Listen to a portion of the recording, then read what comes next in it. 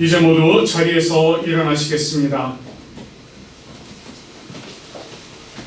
오늘 하나님께서 우리를 예배의 자리로 불러주시면서 주시는 말씀은 시편 125편 1절부터 2절까지 말씀입니다. 여호와를 의지하는 자는 시온산이 흔들리지 아니하고 영원히 있음 같도다. 산들이 예루살렘을 두름같이 여호와께서 그의 백성을 지금부터 영원까지 두르시리로다. 아멘. 이제 우리 찬송가 28장 복의 근원 강림하사 함께 찬송하시면서 주님 앞으로 나아가도록 하겠습니다.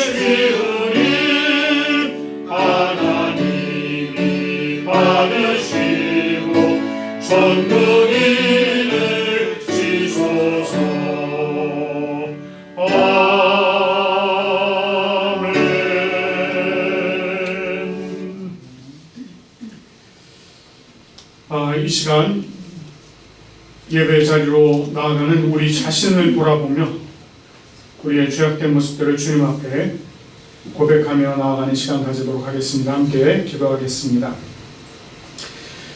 하나님 아버지, 오늘도 우리를 예배의 자리로 부르셔서 우리를 하여금 하나님께 예배에 올려드릴 수 있도록 인도하신 그 크신 은혜에 감사와 찬양과 영광을 올려드립니다. 오늘 우리가 주님 앞에 나아가며 먼저 우리의 모습을 돌아보기 원합니다. 하나님께서는 늘 우리를 사랑하셔서 큰 은혜를 베풀어 주셨건만 우리는 그것을 깨닫지도 못한 채 우리가 원하는 것을 쫓는 삶을 살았습니다. 하나님께서 우리에게 매일 필요한 것을 채우시고 또 그것으로 감사하며 살아가게 하셨으나 하나님, 우리는 모든 것이 모자란다고 없다고 투정하는 어린아이와 같이 살았습니다. 베풀어 주신 것은 수시로 망각하며 지금 당장 손에 없는 것에 더 불평하며 살았습니다. 오늘도 기적과 같은 하루를 열어주셨지만 힘들다, 피곤하다, 죽겠다는 말을 먼저 뱉는 삶을 살았습니다. 우리에게 허락하신 건강을 소중히 여기기보다는 그냥 당연히 그런 것으로 여기며 살았습니다.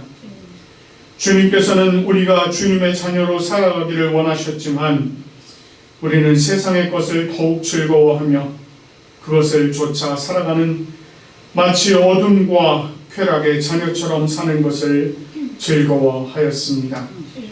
하나님, 우리는 이와 같은 죄인입니다. 우리의 모습으로는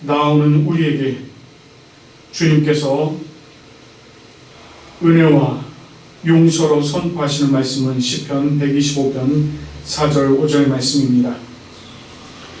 여호와여, 선한 자들과 마음이 정직한 자들에게 선대하소서.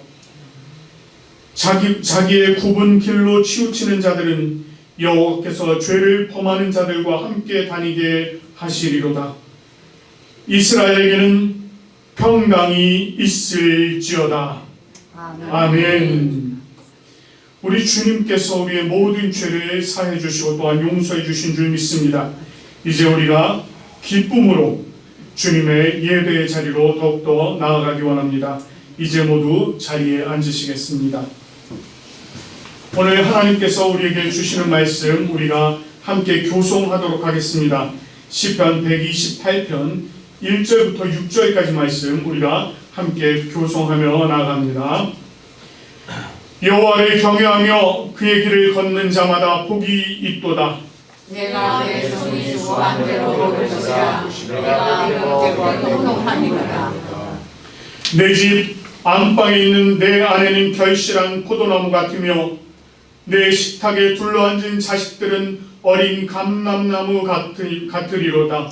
여호와를 경외하는 자는 이같이 복을 얻으리로다. 여호와께서 시온에서 내게 복을 주실지어다.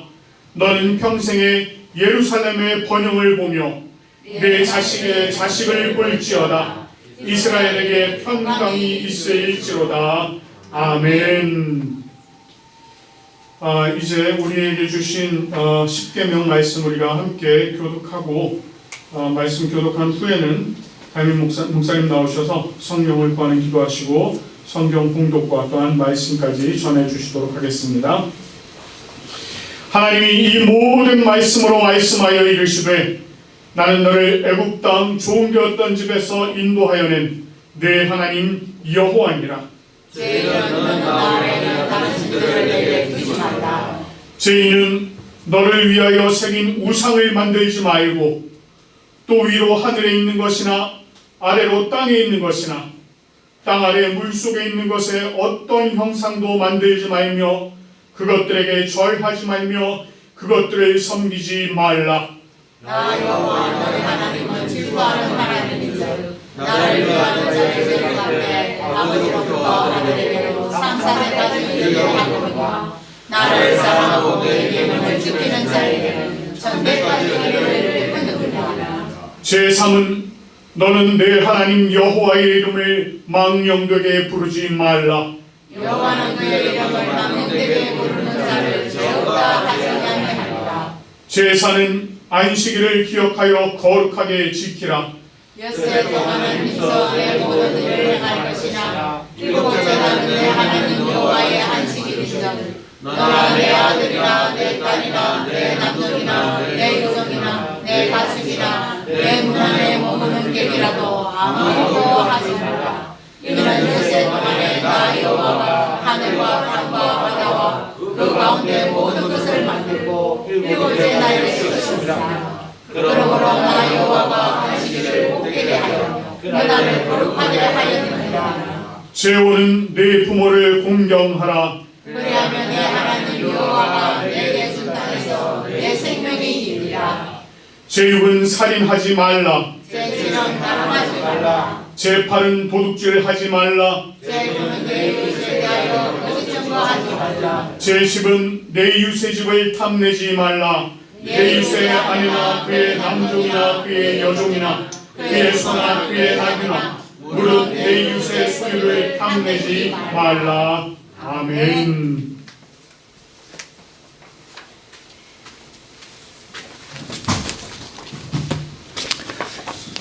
기도하겠습니다. 은혜로우신 주님 감사합니다. 거룩한 영적인 예배로 저희들을 인도하여 주시옵시고 이 시간 말씀으로 육화될 수 있는 놀라운 은혜를 저희들에게 베풀어 주시고자 하심을 감사를 드립니다. 마음의 문을 열고 우리가 모든 세상에 있는 것들 다 주님 이 시간 감추어 주시옵시고 당신의 영의 말씀을 통하여 영의 양식을 얻을 수 있는 복된 시간이 되게 하여 주시옵소서. 우리 하나님께서 함께하여 주실 줄로 믿사옵고 예수님의 이름으로 기도드리옵나이다. 아멘. 오늘 말씀은 로마서입니다. 로마서 7장 7절에서 13절까지 보도록 하겠습니다. 로마서 7장 7절에서 13절입니다. 제가 낭송하도록 하겠습니다. 그런즉 우리가 무슨 말을 하리요? 율법이 죄냐? 그럴 수 없느니라.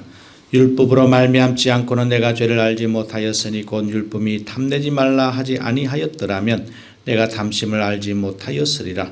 그러나 죄가 기회를 타서 계명으로 말미암아 내 속에서 온갖 탐심을 이루었나니 이는 율법이 없으면 죄가 죽은 것임이라. 전에 율법을 깨닫지 못했을 때에는 내가 살았더니 계명이 이름에 죄는 살아나고 나는 죽었도다. 생명에 이르게 할 그 계명이 내게 대하여 도리어 사망에 이르게 하는 것이 되었도다. 죄가 기회를 타서 계명으로 말미암아 나를 속이고 그것으로 나를 죽였느니라. 이로 보건대 율법은 거룩하고 계명도 거룩하고 의로우며 선하도다. 그런즉 선한 것이 내게 사망이 되었느냐? 그럴 수 없느니라. 오직 죄가 죄로 드러나기 위하여 선한 그것으로 말미암아 나를 죽게 만들었으니 이는 계명으로 말미암아 죄로 심히 죄되게 하려 함이라. 아멘. 지지난 시간에 제가 이 로마서 7장 7절에서 13절 말씀을 가지고 여러분들과 함께 은혜를 한번 나누었습니다. 한 번 더 이 본문을 가지고 여러분들과 함께 생각을 하고자 합니다. 우리가 읽을 때에 율법 또 계명 뭐 이런 말씀들이 나오는데, 율법이라고 하는 것은 하나님의 말씀을 전체, 하나님의 말씀의 어떤 전체를 말씀을 한다라고 생각을 하시고, 계명은 한 조항 한 조항을 표현할 때에 계명이다라고 그렇게 여러분들 이해를 하시면 좋습니다. 그리고 말씀이나 계명이나 또는 이것들이 다 하나님의 말씀이다라고 생각하시는 것이 또한 훨씬 더 바른 생각입니다. 그래서 단어는 다르지만 이게 하나님의 말씀이구나. 율법도 하나님의 말씀이고 계명도 하나님의 말씀이고 하나님의 말씀도 하나님의 말씀이다. 그렇게 여러분들 이해를 하시면서 이 본문을 읽어내게 가셔야 이해가 빠릅니다. 그래서 여러분들과 함께 다시 한 번 더 제가 오늘 이 율법에 관해서 조금 더 심도 있게 구체적으로 한번 생각을 해보고자 합니다. 율법이란 과연 뭘까요? 지난 시간에도 제가 한번 말씀을 드렸지만 오늘은 이 본문에 즉하여서 말씀을 드리자면 12절에 이렇게 기록을 합니다. 율법은 거룩하고 계명도 거룩하고 의로우며 선하고 선하다. 그러니까 율법이랑 계명이랑 같다라고 제가 금방 말씀을 드렸는데, 이게 거룩하고 의롭고 선하다라고 그렇게 이야기를 합니다. 거룩하다라고 하는 말은 굉장히 우리 기독교에서 많이 사용을 하는 단어입니다. 거룩하다라고 하는 말은 사실은 하나님께 속하다라고 하는 뜻입니다. 거룩이라고 하는 것은 하나님만 거룩하신 분이기 때문에, 거룩하다라고 하는 것은 하나님으로부터 나온 것, 하나님 그 자체. 그래서 하나님이 말씀하시는 것, 하나님이 손대는 것, 하나님이 보여주시는 것, 이런 모든 것들이 다 거룩한 것이죠. 그러니까 율법 또한 하나님의 입에서 나온, 하나님으로부터 나온 것이기 때문에 율법은 거룩한 것이다 라고 그렇게 성경이 이야기를 하는 겁니다. 그러니까 율법을 조금 더 다르게 제가 이 설명을 하자면, 하나님으로부터 나온 것이니까 이건 인간으로부터 나온 거랑 차이가 있는 겁니다. 구분이 되고 구별이 되는 겁니다. 그래서 흔히 어떤 분들은 분리하다라고 하는 단어가 이 거룩하다라고 하는 단어 속에 포함이 되어 있다라고 이야기를 하는 이유가 그것에 있는 것이죠. 그러니까 율법이라고 하는 것은 하나님의 말씀인데 거룩한 것입니다. 하나님으로부터 나온 것이죠. 그러니까 이 율법을 보면은 이 율법을 통하여 하나님은 거룩하신 분이구나, 하나님은 정말 전능하신 분이시구나 라고 하는 사실을 깨달으면서 동시에 인간은 굉장히 유한하고 제한적이고 한계적인 그러한 존재가 바로 인간이구나 라고 하는 사실을 깨달을 수 있는 것, 구분이 되는, 하나님과 피조물, 창조주와 피조물 사이의 구분을 우리가 읽을 수 있는 그런 부분들이 이 율법을 통해서 나타난다라고. 왜? 율법이 거룩하기 때문에 이런 것들을 우리가 깨달을 수 있는 것이죠. 또 하나는 의롭다고 합니다.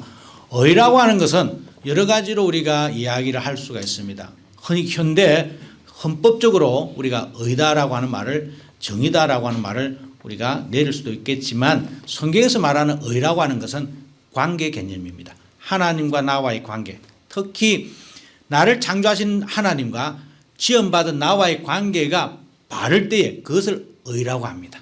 여러분들이 의롭습니까? 그러면 내가 하나님과 올바른 관계를 가지고 있구나라고 생각을 하시면 된다는 것이죠. 그러니까 율법이라고 하는 것은 여러분들, 즉 하나님과 여러분 창조됨을 받았던 피조물인 여러분들이 하나님과 올바른 관계를 가지도록 이끌어주는 그것이 바로 의로운 율법이다라고 여러분들이 이해를 하시면 되는 것이죠.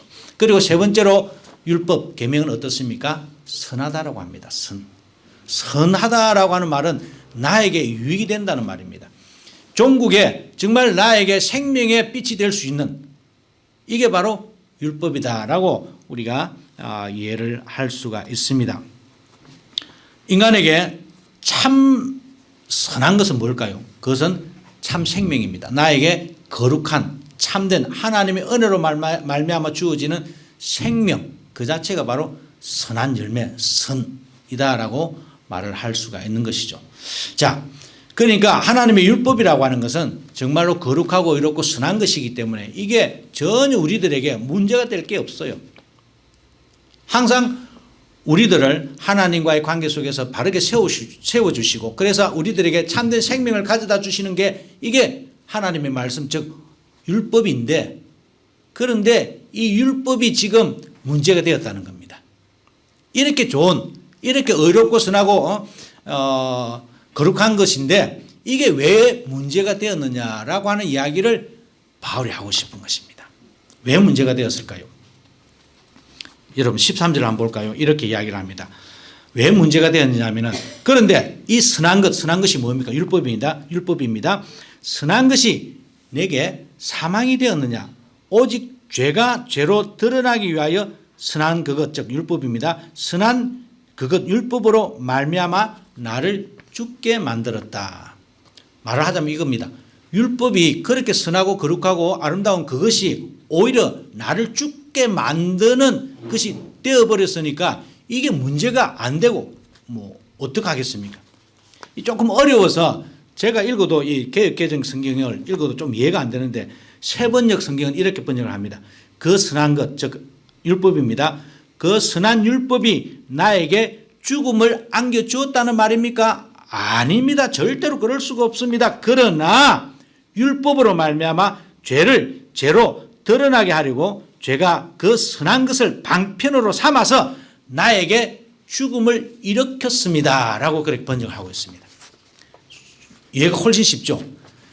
율법이라고 하는 그것은 하나님으로부터 나온 거룩하고 선하고 아름다운 것인데 그런데 그 율법을 통해서 그 율법을 방편으로 삼아서 그 율법을 이용을 해서 그 율법을 통해서 죄가 딱 숨어 있다가 그 율법을 통해서 우리에게 사망을 자꾸만 심어준다는 겁니다. 그리고는 나를 사망으로 끌고 간다는 겁니다. 그래서 결국 그럼 율법이 결국 나를 사망으로 끌고 가는 것이냐라고 사람들이 생각을 했다는 것인데 바울이 아니다. 문제는 죄다. 이 이야기를 제가 지지난 시간에 아담과 하와 이야기를 하면서 저희가 여러분들의 설명을 들었습니다. 왜 하나님의 말씀 율법이 우리로 하여금 사망으로 이르게 하느냐. 왜입니까 여러분? 아담과 하와가 에덴 동산에서 살았을 때에 하나님의 말씀이 일단 없었다고 합시다. 그런데 하나님께서 너가 이것을 먹으면 죽느니라라고 하는 그 율법이 하나님의 입으로부터 아담과 하와에게 그 율법이 딱 주어지는 순간에 누가 들어왔습니까? 사탄, 뱀이 들어오기 시작합니다. 그리고 정말 그 아담과 하와에게 물어봅니다. 정말 그거 먹지 말라고 했느냐? 하나님의 말씀이 선포되어지는 순간에 죄가 내 안에 숨어있던 죄가 슬그머니 일어나기 시작한다는 겁니다. 그리고는 내 영혼을 갉아먹기 시작합니다. 내 속에 있는 죄성을 갉기 시작하는 것이죠. 그러면서 정말로 하나님이 그랬어? 너 먹어봤어? 해봤어? 먹어도 안 죽어? 라고 하는 그러한 유혹의 손길들을 뻗치기 시작합니다. 죄가 그렇게 시작한다는 것이죠. 그럴 때 인간이 아담과 하와가 그래서 물리치고 하나님의 말씀대로 먹지 않았었어야 되는데 이 죄의 유혹에 아담과 하와는 빠져들고 말았죠. 하나님의 율법이 있으면 먹지 말라라고 하는 하나님의 율법이 있으면 그 율법을 그대로 지키면 되는데 그 율법을 방편으로 삼아서 이용을 해서 죄가 항상 여러분들 속에 우리 속에 들어와서 아니 내 속에 이미 지금 죄성이 장착되어 있는 것이죠. 내가 하나님의 말씀을 듣지 않는 순간에는 내가 율법을 듣지 않고 내가 바르게 살고 하나님 앞에 거룩한 삶을 살려고 하지 않는 이상은 그 죄는 가만히 있습니다. 여러분들의 인생을 해코지를 하지 않아요. 그런데 내가 좀 더 예수님적으로 내가 좀 더 복음적으로 살려고 하면은 그 죄가 내 속에 있던 죄가 슬그머니 일어나기 시작합니다. 일어나서 내 약한 부분을 긁기 시작하죠. 그래서 부스럼을 만듭니다. 부스럼을 만들어서 종기가 생겨나게 하고 악성이 생겨나게 하고 그리고는 결국은 죽게 만드는 것이죠. 이 이야기를 하는 겁니다. 율법이. 그래서 율법을 사람들이 두려워하는 거죠. 율법 그 자체는 선하고 거룩하고 아름다운 것인데 그 율법을 방편으로 삼아서 내 속에 있던 죄가 일어나기 시작한다는 겁니다. 이걸 지금 바울이 이야기를 하는 겁니다. 그래서 바울이 이런 경험을 한 겁니다. 내가 하나님의 말씀대로 하나님의 율법대로 살려고 무던히 애를 쓰는데 무던히 애를 쓰면 쓸수록 내 속에 유혹이 생겨나기 시작합니다. 야, 꼭 그렇게 살아야 돼? 뭐 꼭 그렇게 복음적으로 살아야 돼? 꼭 매주일 교회 가야 돼? 꼭 그렇게 살아야 돼? 라고 하는 그런 유혹들이 일어나기 시작합니다. 그래서 내 속에 한쪽은 하나님의 말씀을 섬기려고 하고 다른 한쪽은 야야 안 그래도 돼 라고 하는 이 마치 샌드위치처럼 중간에 이러지도 못하고 저러지도 못한 자기 인생의 모습을 바울이 경험한 겁니다. 그래서 바울이 7장 마지막에 가면 이런 이야기를 합니다. 23절에 내 지체 속에 내 안에 한 법이 있는데 다른 한 법이 또한 있어서 내 마음의 법과 싸워서 지체 속에 있는 죄의 법으로 나를 사로잡는구나. 바울 자기가 경험을 했단 말입니다. 하나님의 말씀대로 살려고 하면 할수록 뭔가가 내 속에서 꿈틀거리기 시작하면서 내 영혼을 막 갉아먹기 시작한단 말입니다. 내가 하나님의 법으로 살고자 하면은 정말 하나님의 법대로 살아야 되는데 또 다른 법칙, 내 영혼의 법칙, 내 육체의 법칙, 내가 내 중심이 되는 법칙이 살아나서 자꾸만 그렇게 안 해도 돼. 이렇게 라고 하는 이 두 개가 항상 자기 속에 싸우고 있다는 겁니다. 그래서 결국은 연약한 인간이기 때문에 어떻게 됩니까? 죄의 유혹에 넘어지고 만다는 것이죠. 그래서 바울이 오라 공고한 이 인간 내가 사망에 죽을 내 인간 나를 누가 구원해 줄 수 있겠느냐라고 우리 나중에 배우겠습니다만 7장 마지막에 가면 그렇게 통곡을 하는 거죠. 여러분 바울이 이런 로마서를 쓴 이유는 여러분 철학자들이나 양식 있는 배운 사람들에게 쓰는 이야기가 아닙니다. 바울이 깨달은 것은 어떤 철학적인 진리가 아니에요. 바울이 깨달은 것은 어떤 역사적인 사건에 대한 자기의 어떤 판단도 아닙니다. 그냥 실존적으로 자기가 깨달은 거예요. 내가 삶을 사는데 하나님의 말씀대로 내가 좀 바르게 좀 살아보려고 하는데 그런데 잘 안 된다는 겁니다. 그냥 실존적으로 자기가 깨달은 것이죠. 그 이야기를 써내려간 겁니다. 이게 로마서예요. 왜 안 되지?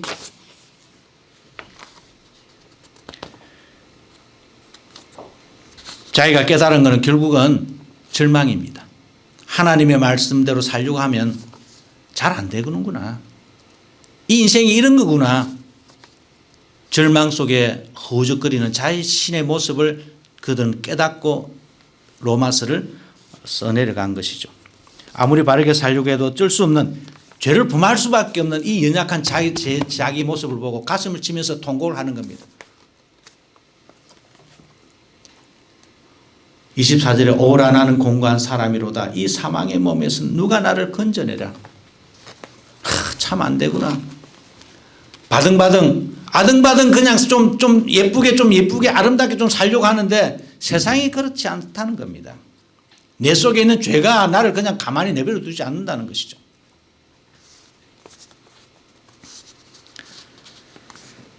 우리 현대인들의 죄의식은 어떨까요? 시민적이고 윤리적인 의미에서 범죄라는 이야기는 항상 우리가 뉴스를 통해서 듣고 있습니다. 그러나 영적인 의미에서 지금 바울이 말하는 어떤 자기의 어떤 실존적인 의미에서의 죄의식이라고 하는 것은 어느 정도의 수준일까요, 여러분? 우리는 하나님과 나와의 관계 속에서의 어떤 죄의식에 굉장히 묻어져 있습니다. 하나님의 말씀은 이처럼 양면의 기능이 있습니다. 하나님의 말씀을 듣는 순간에 그 하나님의 말씀은 나를 구원하시고자 하시는 하나님의 능력이지만 그 말씀을 방편으로 삼아서 항상 나를 죄 사망으로 이끌고자 하는 죄가 막 득실득실 내 속에서 춤을 추기 시작한다는 겁니다. 그러니까 하나님의 말씀은 항상 이 두 가지 양면성을 가지고 있기 때문에 이 하나님의 말씀이 가지고 있는 우리 죄를 너는 그게 죄야라고 하는 죄를 직시하고 정죄하는 이 기능을 어느 순간에 현대인들은 듣기 싫어하게 됩니다. 그래서 교회에서도 이런 이야기 잘 안 하죠. 목사 설교도 이런 이야기 잘 안 하죠. 듣기 싫어하는 설교는 안 하는 게 훨씬 좋잖아요. 한국 교회의 모든 문제가 여기에 있다라고 많은 사람들이 이야기합니다. 사람들이 듣기 좋은 이야기만 해야 사람들이 많이 온다는 이 장사 원리에 의해서 교회가 운영이 되고 있는 것이죠. 사람이 많이 안 옵니다. 많이 오게 하려면 어떻게 해야 돼요? 사람들이 들어서 기분 좋은 이야기를 하면 사람들이 오는 겁니다. 제가 지난 주일날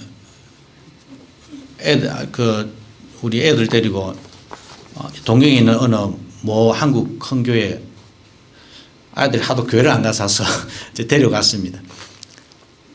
자기 여자친구들도 같이 갔는데 예배를 마치고 저는 그 예배가 도저히 억셉트가 안 되더라고요.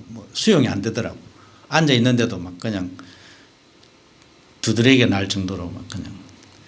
근데 어쨌든 예배를 마치고 그 애들은 이제 교회 우리 애들 둘이는 교회를 원래 다녔으니까 아는데 교회 분위기를 알고 교회를 이제 하나님 말씀 잘 들으니까 그렇다 치고 그 여친들은 잘 교회를 안 다니는 친구들이니까 내가 물어봤어요. 예배가 어떠냐고 그렇게.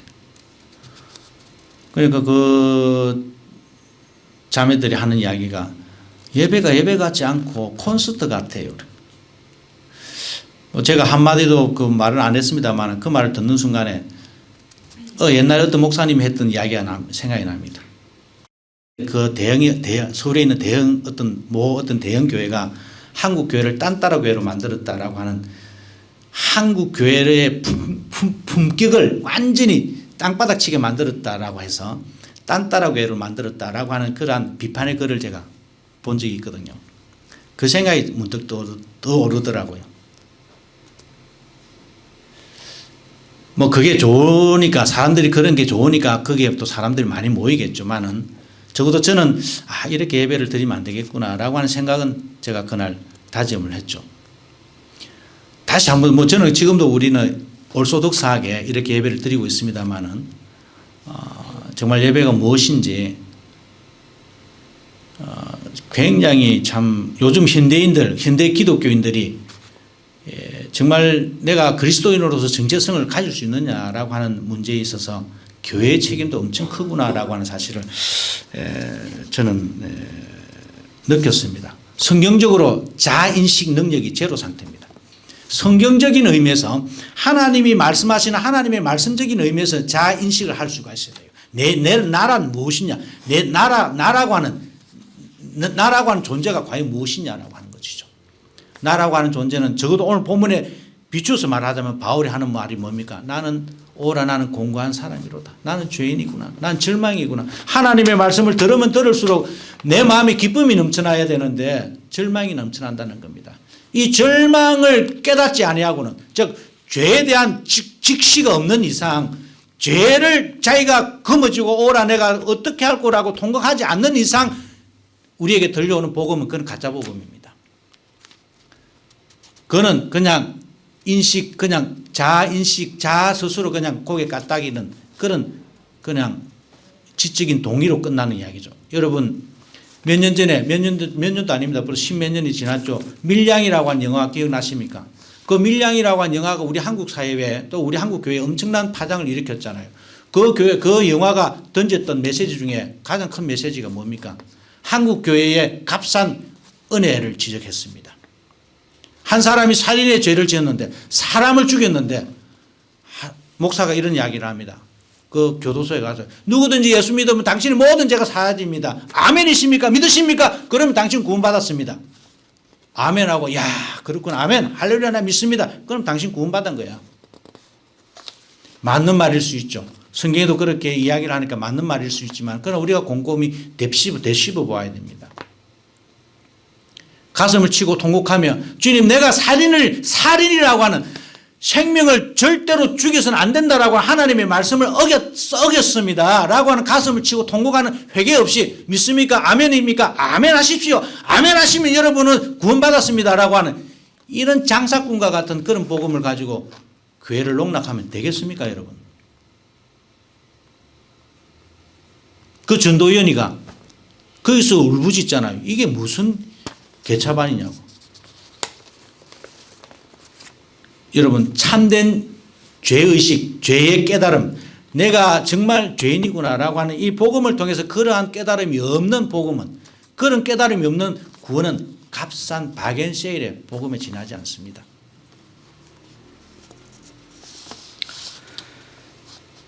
우리가 예수생활을 한다는 것은 뭡니까? 내가 신앙생활을 한다는 것은 내가 성경 말씀을 읽고 내가 예수 그리스도로 말미암아 구원받아서 내가 성경 읽고 신앙생활을 한다는 것은 무엇일까요? 적어도 오늘 우리가 바울이 지금 자기의 인생을 토로하면서 써내려가는 이 본문에 비추어서 우리가 생각을 해보자면 신앙생활을 한다는 것은 내가 항상 절망 가운데 있는 겁니다. 항상 하나님 앞에 회개함으로 말미암아 내 가슴을 치고 하나님 내가 죄인입니다. 용서하여 주시옵소서. 이제 내가 당신의 뜻대로 살기를 원합니다. 비록 이번 한 주간 또 다가오는 주간 넘어지고 자빠질지라도 내가 주님 당신 앞에 내가 회개합니다. 내가 죄를 지었습니다. 내 이 못난 죄인 내 못난 이 모습을 주님 용서하여 주시옵소서라고 통곡하며 기도하는 그게 바로 주님이 원하시는 것 아니겠어요? 그런 찢음이 없이 내 영혼을 찔 수 있는 그런 복음 없는 그런 복음은 가짜 복음입니다. 그런 거는 조금 유식한 말로 그노시스적인 복음이라고 그래요. 그냥 머릿속에 오케이 알겠어요. 그렇구나 아멘. 그런 지식적인 복음은 바울이 말하지 않습니다. 지금 바울이 써내려간 이야기는 자기가 깨달은 어떤 철학적인 이야기들을 그냥 많이 똑똑한 사람 앉혀놓고 지금 뭐 어떤 철학 이야기 하는 게 아니에요. 자기가 실제로 경험했던 이야기들을 정말 죄로 말미암아 지금 가슴을 치는 그 형제 자매들하고 함께 공유하기를 원하고 있는 것이죠.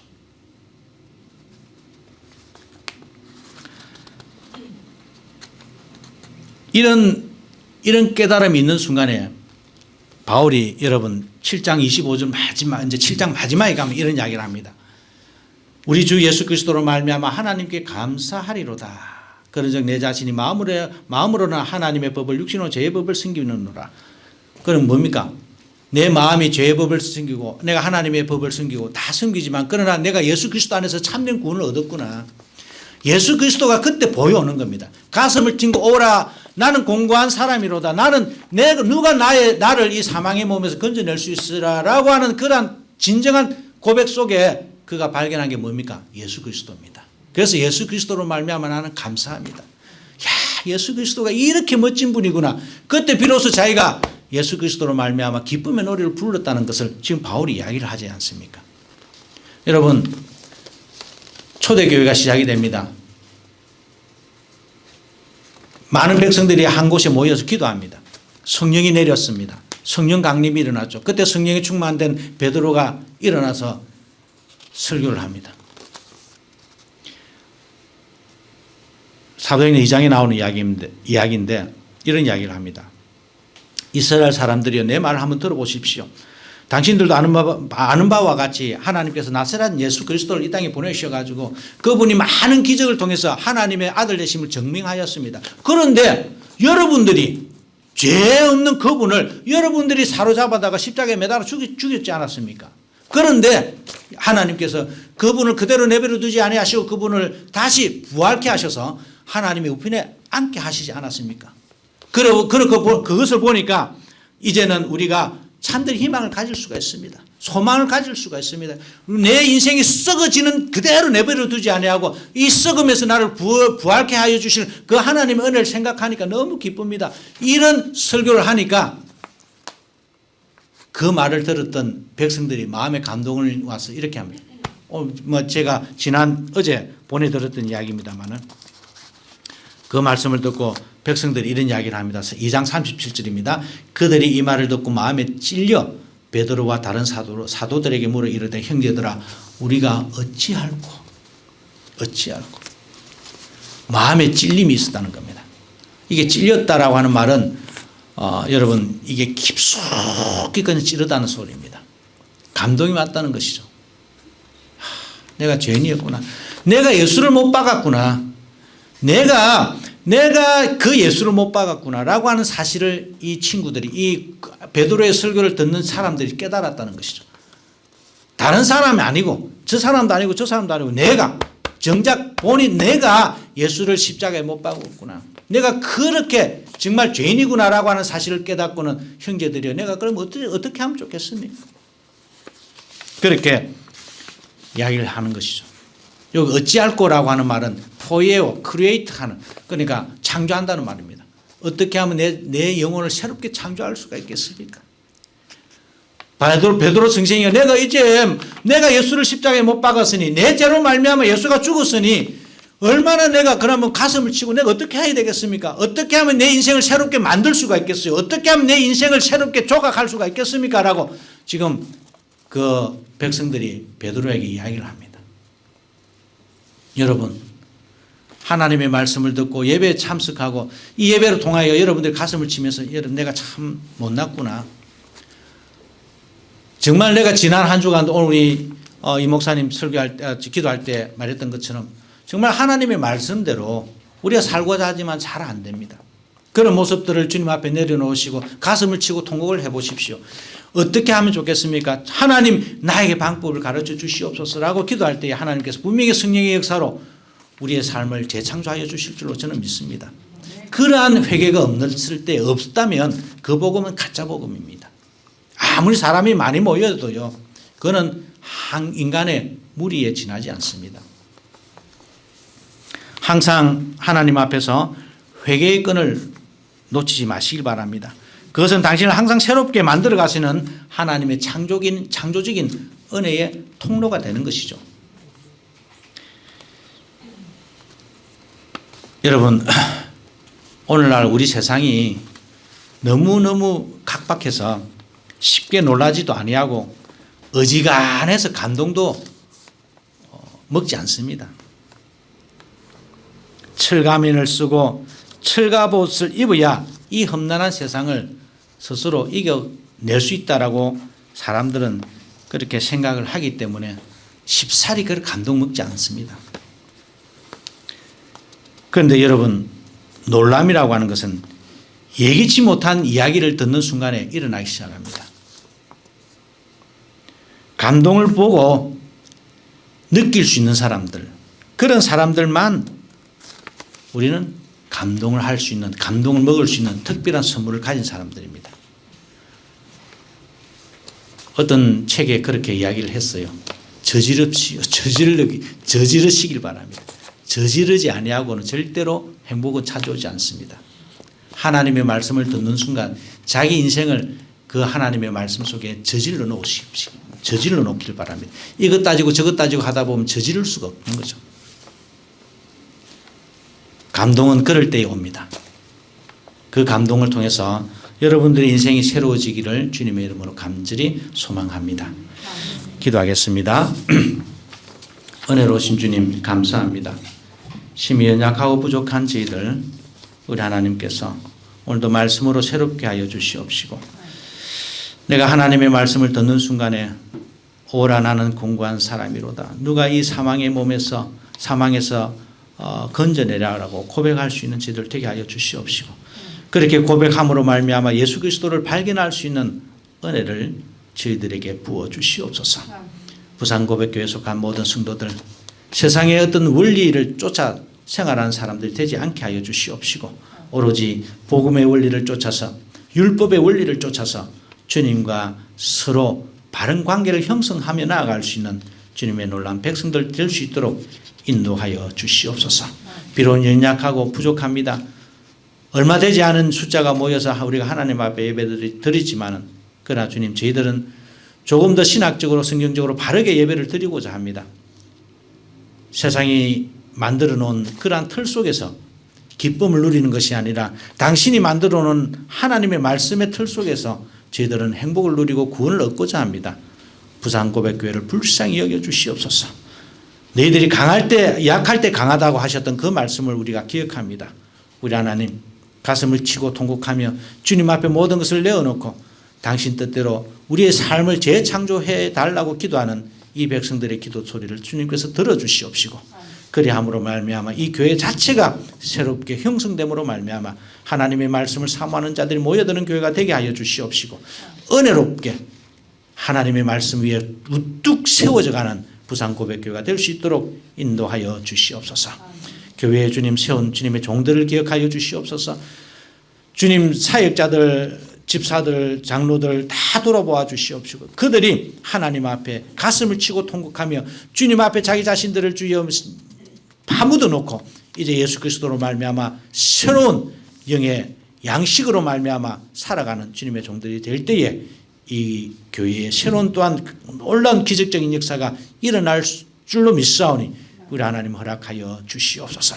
오늘도 주님 우리와 함께하지 못하는 백성들까지 기억하여 주셔서 부산고백교회에 속한 모든 주님의 백성들이 하나님 당신의 말씀으로 새로워지게 하여 주시옵시고 당신께서 인도하시는 성령으로 말미암아 주여 인생과 그 생명이 재창조함을 받는 놀라운 은혜를 누리게 하여 주시옵소서.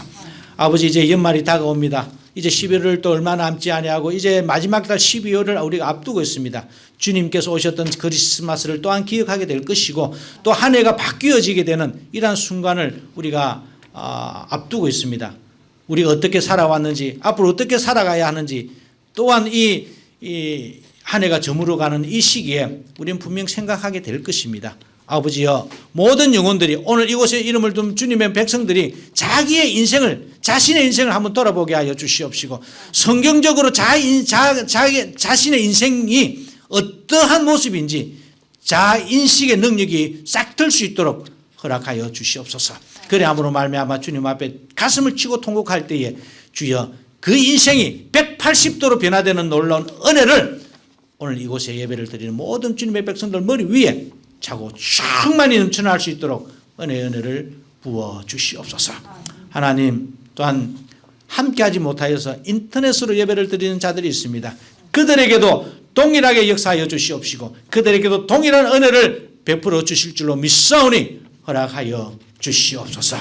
하나님 아버지 저희들이 기도하는 우리 선교사님들 있습니다. 일본에 또한 저 남아공으로 나가 있는 우리 선교사님들 다 기억하여 주시옵시고 그들의 영혼 속에 우리 하나님 찾아가셔서 그들이 어느 곳에서 하나님의 말씀을 전하든지 정말 주님 하나님의 말씀을 올곧이 전할 수 있는 주님의 사역자들이 될 수 있도록 인도하여 주시옵소서.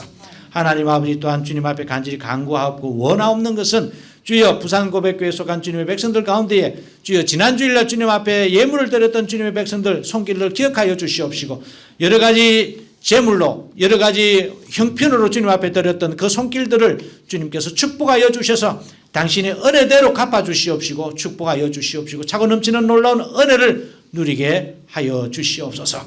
하나님 아버지 부산고백교회가 또한 계획하고 생각하고 있는 것들이 있습니다. 우리 하나님께서 이 부산고백교회를 통하여 주여 계획하셨던 모든 계획들이 저희들의 몸뚱아리를 통해서 이루어지게 하여 주시옵시고 성취될 수 있도록 은혜를 더하여 주시옵소서. 하나님 부족하고 연약하기 때문에 아무것도 하지 않는 것이 아니라 부족하기 때문에 주님 앞에 더욱더 간절히 간구하고 그래 할 때에 주님께서 역사적으로 기적적으로 저희들에게 베풀어 주실 은혜를 헤아릴 수 있는 계수할 수 있는 부산고백교회가 되게 주님 도와주시옵소서. 우리 하나님께서 이번 한 주간도 말씀에 기대어서 살아가고자 하는 주님의 백성들 한 사람 한 사람 한 영혼 챙겨주시옵시고 그래 함으로 말미암아 그의 삶의 자리 속에서 하나님의 영광을 드러낼 수 있는 주님의 백성들이 다 되게 도와주시옵소서. 우리 하나님께서 우리의 기도를 들어주시고 응답하여 주실 줄로 믿사옵고 예수님의 이름으로 간절히 중보 기도드리옵나이다. 아멘.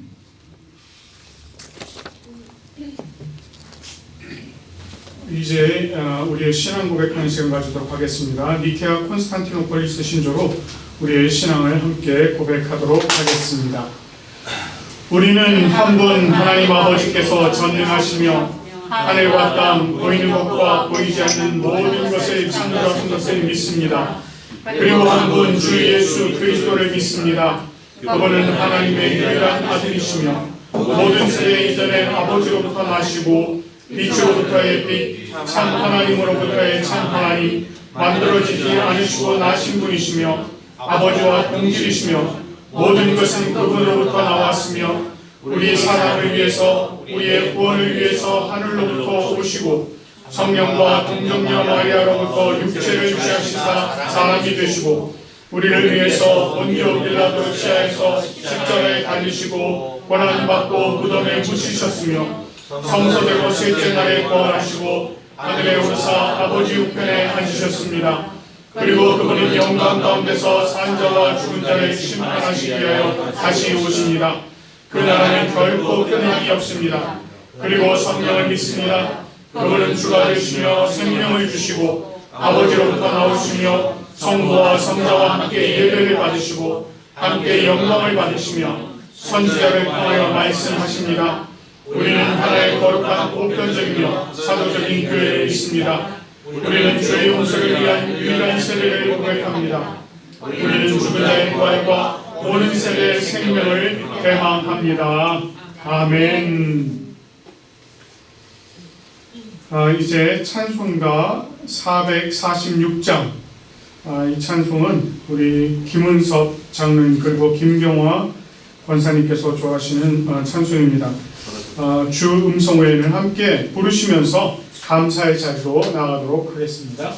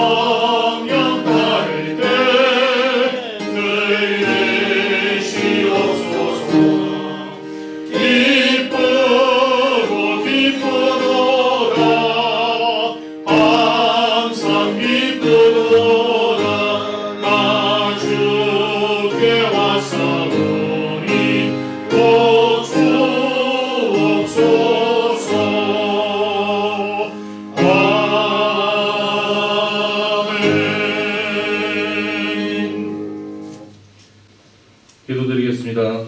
주일에 하나님 앞에 나와 예배를 할 수 있도록 허락하시는 은혜를 감사드립니다. 살아계신 하나님, 목사님 말씀을 통하여 은혜와 축복의 말씀을 주심을 감사드립니다. 이번 한 주간에도 하나님의 은혜 안에서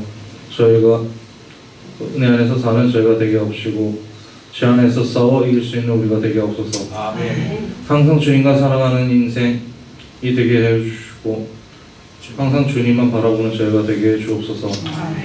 이 시간 저희들이 가진 것들을 주님 앞에 예물로 가지고 나옵니다. 하나님 기뻐 받아주시고 가장 필요한 곳에 귀하게 쓰이게 해 주옵소서. 감사드리며 예수님 이름으로 기도드립니다. 아멘.